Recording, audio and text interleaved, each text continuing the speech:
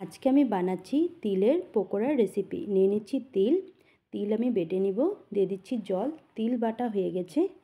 এখন আমি কেটে নিচ্ছি পেঁয়াজ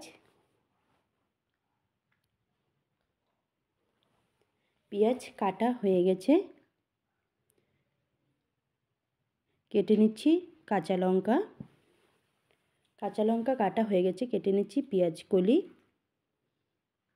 কলি কাটা হয়ে গেছে।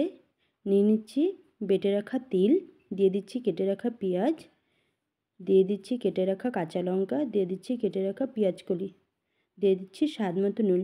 ভালো করে মেখে নিচ্ছি। দিয়ে দিচ্ছি কর্নফ্লাওয়ার, হলুদ গুঁড়ো। ভালো করে মেখে নিব। তেল গরম হয়ে গেছে। পকোড়াগুলো ভেজে নিচ্ছি। ভাজা হয়ে গেছে, নামিয়ে নিচ্ছি। তিল পকোড়ার রেসিপি হয়ে গেছে।